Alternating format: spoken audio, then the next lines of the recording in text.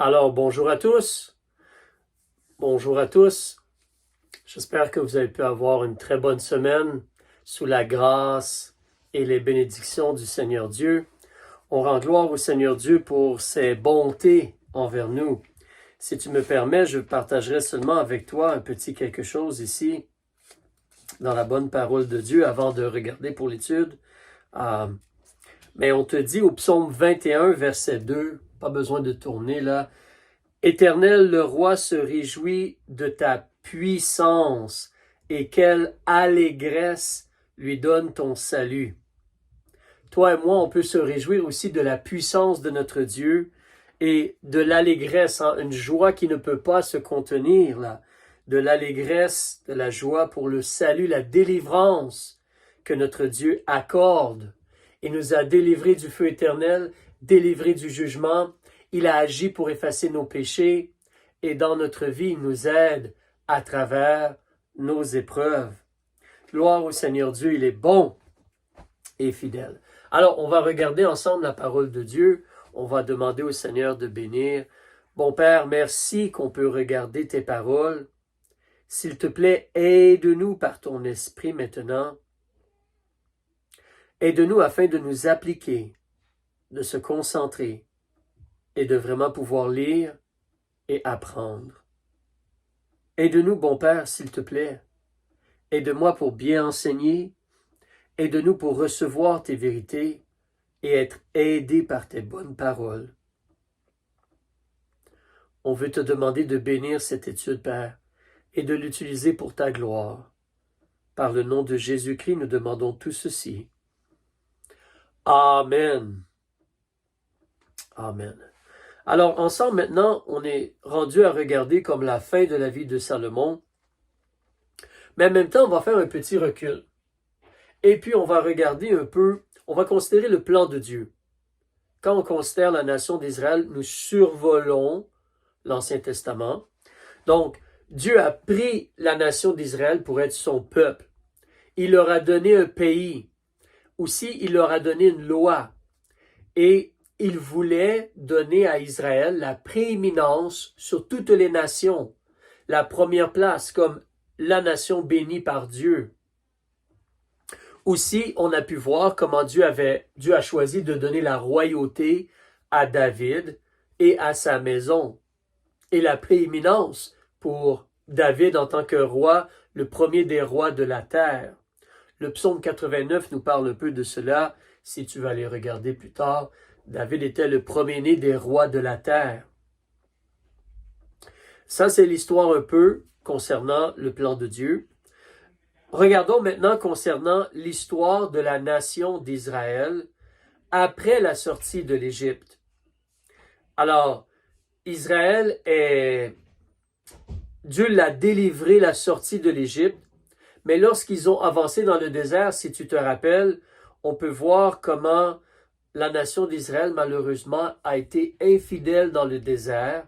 Ils n'ont pas voulu avancer et prendre possession du pays après avoir envoyé les 12 espions.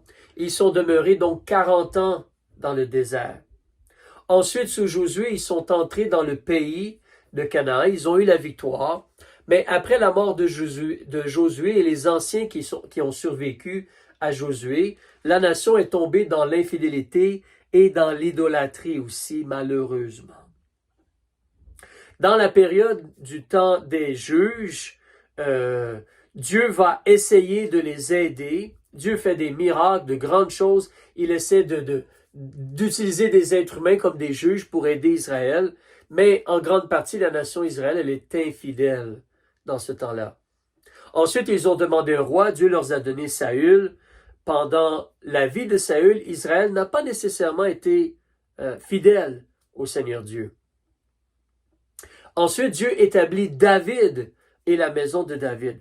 Et là, David va mener Israël vers l'obéissance. Donc, Israël est mené par David vers l'obéissance. Puis, Salomon remplace David.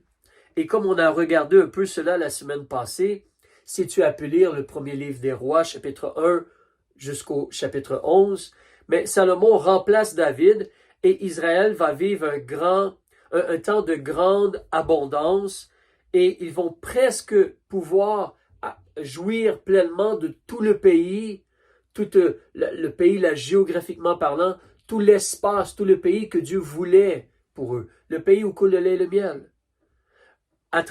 Pendant la vie de Salomon, tu vois vraiment la grande abondance. C'est comme si David avait fait des conquêtes avant ou avait eu des victoires militaires. Le pays était en paix et en repos et ils avaient presque pleinement la possession de tout le pays de Canaan ou tout le pays, l'endroit géographique que Dieu voulait qu'ils aient.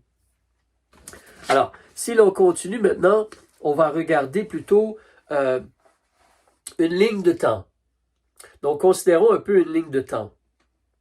Alors, imagine une période de temps. Excuse-moi. Si on commence avec Moïse pour débuter, alors ça, c'est approximatif. Mais Moïse aurait vécu, plusieurs gens pensent, entre l'an 1500 et l'an 1400 avant Jésus-Christ. Nous, on est à l'an 2023 après Jésus-Christ. Donc, on recule vers l'an 0, puis on recule, et vers l'an 1500-1400 approximativement, tu as Moïse qui est en vie. Encore là, approximativement, on considère que David a régné entre l'an 1010, approximativement, jusqu'à l'an 970 avant Jésus-Christ.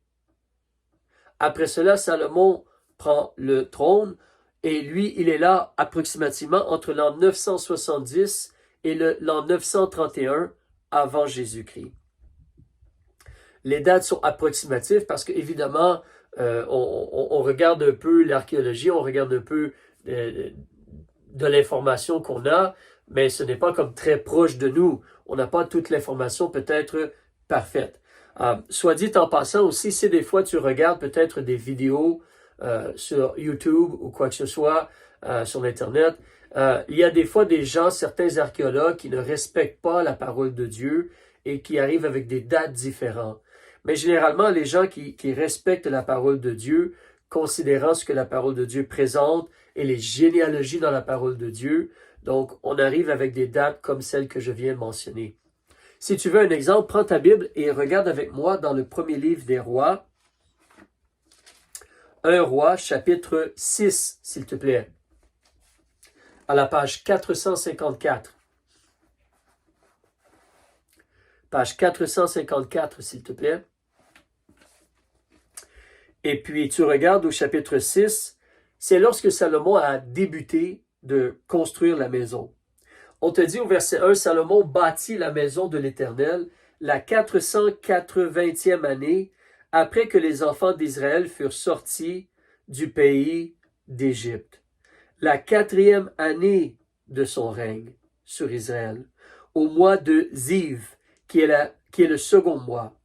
Et la maison que le roi Salomon bâtit avait 60 coudées de long, 20 de large et 30 coudées de haut. Mais si tu regardes au verset 1 surtout, on te dit que Salomon a bâti la maison de l'Éternel la 480e année après que les enfants d'Israël furent sortis du pays d'Égypte. Donc, de Salomon, de quand il a construit jusqu'à la sortie de l'Égypte, on a 480 ans. La Bible dit cela et la Bible dit toujours la vérité. Donc, c'est pour cela qu'on peut partir autour de l'an 970 et ajouter 480 ans et on arrive entre 1400 et 1500 pour le temps de Moïse ou de la sortie de l'Égypte, justement, approximativement, comme je le disais. Donc, on va continuer maintenant. Ayant regardé un peu ces choses-là, on veut considérer maintenant, quand tu regardes la vie de Salomon, quand tu regardes et tu étudies la vie de Salomon, tu vois vraiment comment pendant le temps de Salomon, Israël était vraiment béni par le Seigneur Dieu. Toutes les bénédictions de Dieu sont sur Israël. Tu vois la sagesse de Dieu qui a été donnée à Salomon, entre autres. Tu vois la parole de Dieu qui est là, qui a été écrite. Tu vois l'abondance, la protection de Dieu. Prends comme exemple, regarde avec moi dans 1 Roi chapitre 4, s'il te plaît. 1 Roi chapitre 4, s'il te plaît. À la page 452, on va débuter au verset 20, s'il te plaît. Alors, au verset 20, à la page 452, ça c'est pendant le temps de Salomon. Remarque ici comment Dieu parle de ce temps-là. Juda et Israël étaient comme le sable qui est sur le bord de la mer. Tant ils étaient en grand nombre. Ils mangeaient, buvaient et se réjouissaient. Et Salomon dominait sur tous les royaumes depuis le fleuve jusqu'au pays des Philistins et à la frontière d'Égypte. Ils apportaient des présents et furent assujettis à Salomon tout le temps de sa vie. Or, les vivres de Salomon étaient pour chaque jour 30 corps de fleurs de farine et 60 corps de farine, 10 bœufs gras et 20 bœufs de pâturage et 100 moutons, sans compter là, sans les cerfs, les gazelles, les daim et les volailles engraissées. Car il dominait sur tous les pays de ce côté-ci du fleuve, depuis Tifsac jusqu'à Gaza, sur tous les rois de ce côté-ci du fleuve. Et il avait la paix avec tous ses alentours de tous côtés. Et Juda et Israël habitaient en sécurité, chacun sous sa vigne et sous son figuier, depuis Dan jusqu'à Beersheba, pendant toute la vie de Salomon. Tu vois, c'est un temps vraiment de bénédiction, d'abondance, la paix, et Salomon avait une grande sagesse. Oui, malheureusement, il a été insensé, comme on l'a vu l'autre fois, en partie dans sa vie. Mais tu vois, ça, c'était la vie autour du temps du règne de Salomon, si je pourrais dire. Mais c'est important de considérer, on en a parlé un peu la semaine passée, regardons plutôt la fin de Salomon. Alors, je te démontre cela pour faire voir comment le Seigneur Dieu, il voulait bénir Israël. Le Seigneur Dieu, il voulait bénir cette nation-là et la terre. Mais il voulait bénir cette nation-là, leur donner une abondance, une prééminence, vraiment prendre soin de son peuple, ses enfants. Mais malheureusement, Israël n'est pas fidèle, n'a pas été fidèle, n'a pas reconnu et ne s'est pas attaché à Dieu avec tout son cœur. Et donc, malheureusement, il y a eu des punitions, des jugements, des problèmes.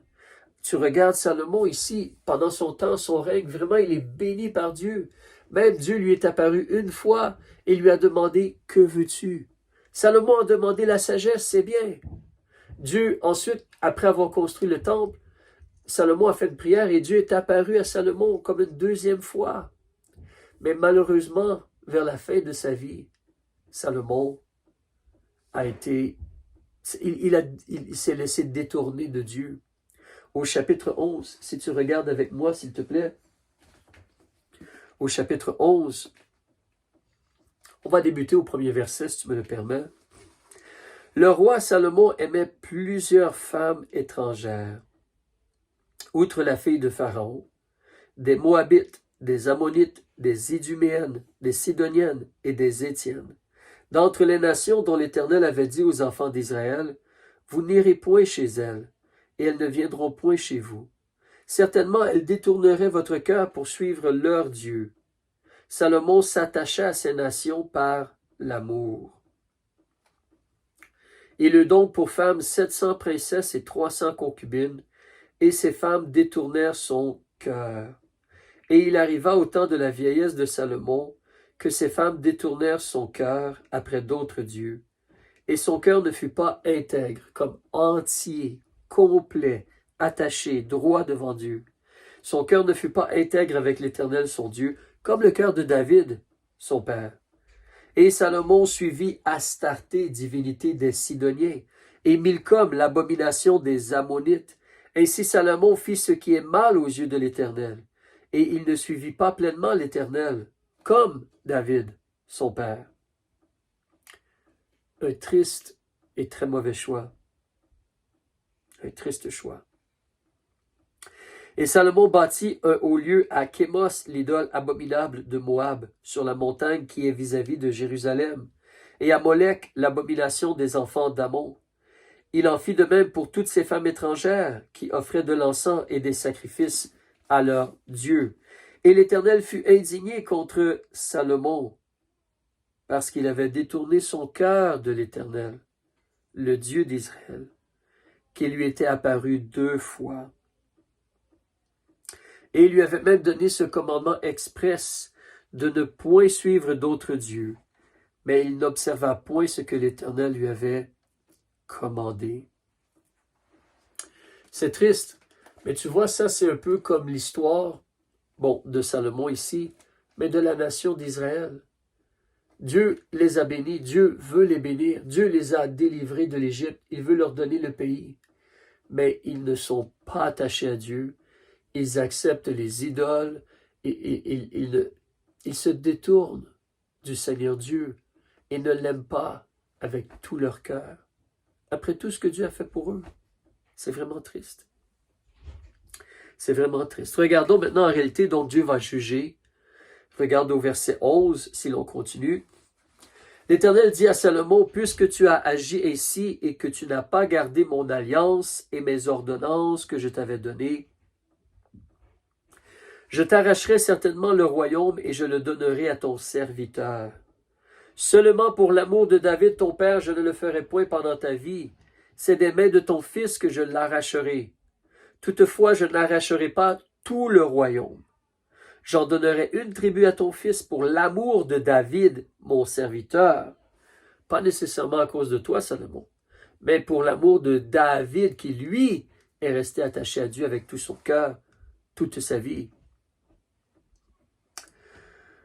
Et pour l'amour de Jérusalem que j'ai choisi, aussi à la fin du verset 13. Donc Dieu va arracher le royaume, pas pendant la vie de Salomon, mais la vie de son fils, qui s'appelle Roboam. Mais Dieu va arracher le royaume. Une tribu va demeurer à Roboam, mais techniquement, 11 tribus donc vont suivre en réalité, c'est Jéroboam. 11 tribus donc vont aller à quelqu'un d'autre, malheureusement. Une autre chose qu'on peut remarquer, c'est même le fils, donc Roboam, là. Roboam, le fils de Salomon, lui-même et le peuple n'ont pas été fidèles à Dieu. Remarque au chapitre 11, ce n'est pas seulement Salomon, remarque au chapitre 11, verset 32. Alors, même verset 31, parce que là, tu vois, c'est Jéroboam qui va avoir 11 tribus pour lui. Ou 10 tribus techniquement. Verset 31, il dit à Jéroboam, prends pour toi 10 morceaux, car ainsi a dit l'Éternel, le Dieu d'Israël. Voici, je vais déchirer le royaume d'entre les mains de Salomon, et je te donnerai 10 tribus. Donc, à part la tribu de Juda, il reste une tribu, et puis il y a 10 autres qui vont aller avec Jéroboam. Mais il aura une tribu pour l'amour de David, mon serviteur, et de Jérusalem, la ville que j'ai choisie, d'entre toutes les tribus d'Israël. Mais toi, Jéroboam, tu vas avoir 10 tribus. Et là, au verset 33, il explique, parce qu'ils pluriel, m'ont abandonné, et se sont prosternés devant Astarté, divinité des Sidoniens, devant Kémos, dieu de Moab, et devant Milcom, dieu des enfants d'Ammon, et n'ont point marché dans mes voies. Tu vois que c'est du pluriel, hein? Pour faire ce qui est droit à mes yeux, pour garder mes statuts et mes ordonnances. Alors, tu vois que ce n'est pas seulement Salomon, c'est il au pluriel. C'est la nation, c'est le peuple. Et donc Dieu juge. Et concernant même le fils de Salomon, Roboam, si tu avances avec moi, là il faut faire un certain saut pour aller dans le second livre des Chroniques, s'il te plaît, au 12e chapitre. Page 584, s'il vous plaît. Page 584, s'il vous plaît. 2 Chroniques, chapitre 12. Et regardez, s'il vous plaît, avec moi au verset 5 ici. On te dit au verset 5, « Alors, Shemaïja, le prophète, vint vers Roboam et vers les chefs de Juda qui s'étaient assemblés à Jérusalem, à l'approche de Shishak, ça c'est le pharaon, le roi d'Égypte, et leur dit, donc le prophète Shemaïja parle à Roboam et au chef de Juda, ainsi a dit l'Éternel, vous m'avez abandonné, moi aussi je vous abandonne aux mains de Shishak. Alors les chefs d'Israël et le roi s'humilièrent et dirent, l'Éternel est juste. D'accord? Mais tu vois là ici comment tristement, hein, même Roboam, le fils de Salomon, et le peuple, les chefs, le peuple aussi, ils ont abandonné l'Éternel Dieu. N'oublie pas, pendant le temps de Salomon, c'était la bénédiction, l'abondance, la paix, la main de Dieu. Mais là, ils ont abandonné Dieu pour aller vers des idoles, des faux dieux. C'est vraiment triste. C'est vraiment triste. Comme je dis, considère aujourd'hui comment Dieu là, un survol des choses de l'Ancien Testament ou de cette partie de la Bible appelée l'Ancien Testament. Mais Dieu a voulu bénir, Dieu a béni ce peuple, mais ce peuple tombe dans l'idolâtrie, ils abandonnent Dieu, ils détournent leur cœur de Dieu, malheureusement. Et même l'autre monsieur, Jéroboam, qui va avoir 10 tribus, en réalité, il n'a pas fait mieux non plus. Reviens avec moi dans le livre des rois, s'il vous plaît. Alors, un roi, et si tu regardes au chapitre 11 avec moi, page 467, s'il te plaît, page 467, on a lu quelques versets, comme à partir du verset 31, 32 et 33. Donc, Dieu, à travers un prophète, dit à Jéroboam, toi, tu vas avoir 10 morceaux ou 10 tribus. Prends 10 morceaux de mon manteau et tu vas avoir donc 10 tribus. Verset 34, lorsque je continue à lire, Dieu lui dit clairement, toutefois, je n'ôterai rien de ce royaume d'entre ses mains, car tout le temps qu'il vivra, je le maintiendrai prince pour l'amour de David, mon serviteur, que j'ai choisi, et qui a gardé mes commandements et mes statuts. Mais j'ôterai le royaume d'entre les mains de son fils, et je t'en donnerai 10 tribus, et je donnerai une tribu à son fils, afin que David, mon serviteur, ait toujours une lampe devant moi, à Jérusalem, la ville que j'ai choisie, pour y mettre mon nom. Verset 37, tu vois la promesse de Dieu à Jéroboam. Je te prendrai donc, tu régneras sur tout ce que souhaitera ton âme, et tu seras roi sur Israël. Et si tu m'obéis dans tout ce que je te commanderai, si tu marches dans mes voies et que tu fasses tout ce qui est droit à mes yeux, gardant mes statuts et mes commandements, les choses que Dieu a statuées comme les ordres, les commandements de Dieu, et mes commandements, comme a fait David mon serviteur, je serai avec toi, je te bâtirai une maison stable, comme j'en ai bâti une à David, et je te donnerai Israël. Alors, tu vois que Dieu promet à Jéroboam la bénédiction, l'abondance, la royauté, la stabilité, et de lui bâtir une maison. Dieu lui promet tout cela, M. Jéroboam. Et nous savons que Dieu est fidèle, que Dieu va agir comme il a dit. Mais qu'est-ce que Jéroboam a fait? Regarde au chapitre 12 et le verset 25. Donc, Jéroboam, là, il est comme établi roi. Et il va bâtir Sichem, comme une ville, en la montagne d'Éphraïm. Et y habita. Puis il sortit de là et bâtit Pénuel. Et là, Jéroboam, il parle en son cœur. Il réfléchit. Il dit en son cœur, le royaume pourrait bien maintenant retourner à la maison de David.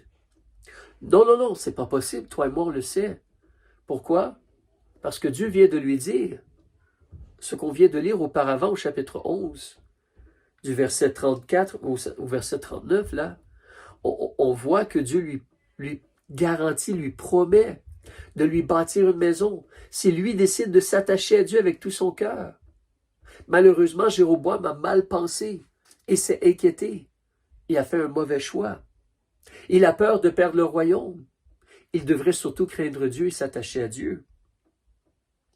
Mais alors au verset 27, si c'est Jéroboam qui parle, il dit, si ce peuple monte pour faire des sacrifices dans la maison de l'Éternel à Jérusalem, le cœur de ce peuple se tournera vers son Seigneur, Roboam, roi de Juda, et ils me tueront, et ils retourneront à Roboam, roi de Juda.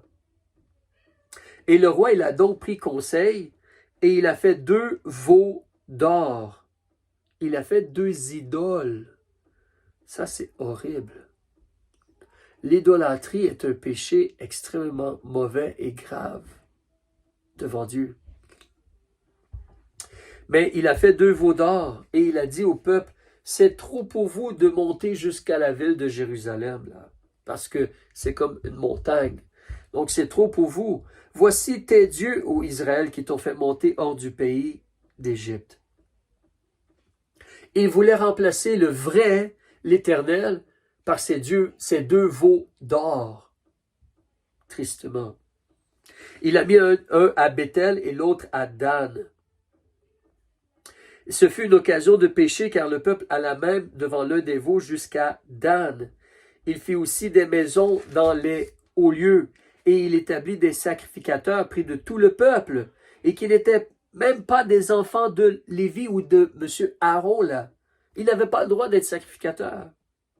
Il a même fait une fête au 8e mois, le 15e jour du mois, comme pour remplacer les fêtes juives à la place, là, les fêtes d'Israël comme la Pâque, entre autres. Mais il a fait une fête qu'on a célébrée, comme la fête qu'on célébrait en Juda. Il a offert des sacrifices sur l'autel. Il fit ainsi à Bethel, sacrifiant au veau qu'il avait fait, et il établit à Bethel les sacrificateurs des hauts lieux qu'il avait fait. C'est vraiment triste. Et après cela, Dieu va parler à Jéroboam, justement. Parce que Dieu voit ce que Jéroboam fait. Et c'est vraiment triste parce que Dieu voulait bénir. Encore là, Dieu a parlé à Jéroboam pour lui dire, si toi tu t'attaches à moi, et si tu vis comme je demande de vivre, je vais te bâtir une maison stable. Un peu comme il avait parlé pour le fils de David, en l'occurrence Salomon. David, si tes fils s'attachent à moi, je vais les bénir. Hein? Mais malheureusement, Jéroboam n'a pas craint Dieu, n'a pas espéré en Dieu, n'a pas obéi à Dieu, et il s'est fait à la place des... Il a inventé une religion, il a inventé des dieux, et il a encouragé Israël à se tourner vers ces dieux-là. C'est horrible. C'est horrible. En réalité, si tu lis le livre des rois, tu vas voir souvent cette mention-là que les gens ont suivi les péchés de Jéroboam. C'est triste. Et Dieu, donc, doit intervenir et juger parce que les gens font le mal. Et les gens sont menés vers le mal. Alors au chapitre 14, Dieu envoie un prophète. Regarde au verset 7 avec moi. Le prophète s'appelle Achija ou Akija.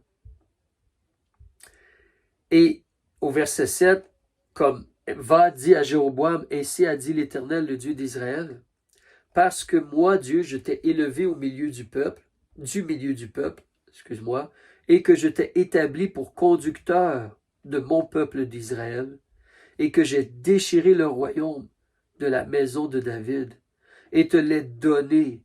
Mais tu n'as point été comme David mon serviteur qui a gardé mes commandements et marché après moi de tout son cœur, ne faisant que ce qui est droit devant moi, et que tu as fait plus mal que tous ceux qui ont été avant toi, que tu t'en es allé et t'es fait d'autres dieux et des images de fonte pour m'irriter, et que tu m'as rejeté derrière ton dos. À cause de cela, voici, je vais faire venir du mal sur la maison de Jéroboam. Je retrancherai ce qui appartient à Jéroboam jusqu'à un seul homme, tant ce qui est serré que ce qui est abandonné en Israël. Et je raclerai la maison de Jéroboam, comme on racle le fumier. Gratter, enlever le fumier, jusqu'à ce qu'il n'en reste plus. Dieu va juger. C'est vraiment triste. En passant, tu peux considérer aussi, c'est important de noter quand tu regardes l'histoire de la nation d'Israël, parce qu'on fait un survol d'Israël, excuse-moi, on fait un survol de l'Ancien Testament ou de l'histoire de la vie de la nation d'Israël. Mais, donc, Israël a fait schisme avec la maison de David. Regarde avec moi dans le second livre de Rois, au chapitre 17, s'il te plaît. Page 516, s'il te plaît. 2 Rois, chapitre 17. On va regarder à partir du verset 21, s'il te plaît. Car Israël fit schisme, comme division, d'avec la maison de David. Et ils établirent roi Jéroboam, fils de Nébat. Et Jéroboam détourna Israël de suivre l'Éternel et leur fit commettre un grand péché. Un grand péché. Comme je mentionnais tantôt, Dieu, ce que Jéroboam a fait est horrible. Après que Dieu lui ait permis d'être roi, l'a établi, l'a élevé, et que Dieu voulait le bénir et avait parlé d'établir sa maison. Mais Jéroboam a rejeté Dieu derrière son dos. C'est vraiment horrible. Et il a été jugé. Et sa maison, à la place, elle a été détruite. Ses descendants, l'arrêt. Plus de ses enfants seront sur le trône. Et c'est le jugement sur sa maison, ses descendants-là et tout. Alors, Dieu, il est très juste. Et c'est très sérieux, les choix que l'on fait et comment on vit notre vie. Mais quand tu considères l'histoire de la nation d'Israël, c'est important de garder ceci en tête. À partir de Salomon, donc, il y a un jugement de Dieu, et Dieu dit que c'est comme si la nation d'Israël a fait un schisme avec la maison de David. Et donc, à partir de ce temps-là, il y a ce qu'on peut appeler, ce qu'on voit dans la Bible comme la maison de David, ou le royaume de Juda, où on parle vers le sud, géographiquement, de la nation d'Israël, vers Jérusalem et le sud. Ça, c'est le royaume de Juda. Tu vas lire les rois et le livre des chroniques, et on parle du royaume de Juda, la maison de David. Mais ensuite, tu as le royaume du nord, ou le royaume de Israël, ou le royaume de Samarie. Et ça, c'est les autres tribus qui se sont joints ensemble, qui ont établi Jéroboam, et ensuite d'autres rois se succèdent. Nous allons reparler plus dans les semaines à venir. Mais c'est important de voir qu'il y a ce schisme où, par la suite, Israël est comme deux, comme cela. D'accord? Mais, tu sais, en conclusion, cher ami, c'est vraiment important pour toi et moi de réaliser. Ici, on voit l'histoire. Là, c'est ton histoire, c'est ta vie. Quel genre de vie, quel genre de situation veux-tu? Est-ce que je peux humblement te rappeler que Dieu, il veut te bénir. Il veut que tu sois né de nouveau, que tu deviennes son enfant. Si tu es devenu son enfant, sois baptisé, sois reçu dans l'assemblée, dans une église. Mais Dieu veut que tu sois béni. Il nous a donné ses paroles, il a mis son esprit en toi. Et l'esprit de Dieu, Dieu veut par son esprit t'aider à vivre comme ses paroles enseignent, comme les paroles de Jésus, comme un disciple de Jésus-Christ, comme quelqu'un qui marche, qui vit selon les enseignements de Jésus-Christ et des apôtres. Et Dieu va te bénir, et Dieu va s'occuper de toi. Ne crains pas, ne t'inquiète pas, crains Dieu et marche dans ses vérités. Et Dieu va te bénir. Mais fais attention, comme Salomon, hein, fais attention à ton cœur de rester attaché à Dieu. Comme Roboam et le peuple de Salomon et dans le temps de Roboam, ne te détourne pas de Dieu ou de ses vérités. Ou comme Jéroboam, ne rejette pas Dieu derrière ton dos en pensant autrement. Ne fais pas cela. C'est mieux de faire le choix comme David. Tu sais, quand tu regardes David, David n'était pas parfait, mais David était attaché à Dieu. Si tu regardes avec moi comme rappel, le choix de David est meilleur. Rappelle-toi ce qu'on a lu un peu tantôt au chapitre 14. 1 Roi, chapitre 14, s'il te plaît. Page 472, le verset 8. Regarde comment Dieu parle de David, qui n'était pas parfait, mais sincère. Verset 8. Alors que j'ai déchiré le royaume de la maison de David et te l'ai donné, monsieur Jéroboam, mais que tu n'as point été comme David, mon serviteur, qui a gardé mes commandements et marché après moi de tout son cœur, ne faisant que ce qui est droit devant moi. Oui, David a fait des péchés comme avec Bathsheba, mais il a confessé et demandé pardon et Dieu a pardonné. Mais la vie de David, c'est que David ne faisait que ce qui est droit devant Dieu. Et que David vraiment gardait les commandements ou marchait après Dieu avec tout son cœur. Ça, c'est le meilleur choix. Recule ou avance, excuse-moi, au chapitre 15. Regarde un autre exemple ici. On te parle d'un autre roi. On te parle de Abijam. Et au verset 2, il a régné 3 ans à Jérusalem. Sa mère s'appelait Maaka et était fille d'Abishalom. Il marcha dans tous les péchés que son père avait commis avant lui. Et son cœur ne fut point intègre envers l'Éternel, son Dieu, comme le cœur de David, son père. Mais puisque David s'est attaché à Dieu avec tout son cœur, remarque comment Dieu a béni David. Au verset 4. Mais pour l'amour de David, l'Éternel son Dieu lui donna une lampe dans Jérusalem, suscitant son fils après lui et laissant subsister Jérusalem. Pas seulement David a vraiment créé Dieu et s'est attaché à Dieu avec tout son cœur. Et s'il péchait, il demandait pardon et essayait de s'en détourner. David n'était pas parfait, mais il a essayé de s'attacher à Dieu avec tout son cœur et de marcher dans les vérités de Dieu sincèrement. Et il a été béni par Dieu. Et même après qu'il soit mort, Dieu agit encore pour bénir à cause de David. À cause de David. Tu vois comment quand tu décides de t'attacher à Dieu, toi tu vas être béni. Et les gens après toi, les gens autour de toi que tu aimes, les gens après toi vont être bénis aussi. Tu vois cela? Alors ça, c'est juste l'histoire de l'Ancien Testament, mais toi, ton histoire, qu'est-ce qu'elle va être? Moi, je veux que ma vie serve à la gloire de Dieu. Je suis complètement imparfait, mais je veux être humble et sincère et attaché à Dieu pour que ma vie soit pour la gloire de Dieu et la bénédiction des gens autour de moi et après moi. C'est le meilleur choix à faire. Alors, par la grâce de Dieu, faisons ce choix-là et que le Seigneur nous aide et qu'il t'aide. Alors que le Seigneur bénisse votre semaine. À la prochaine.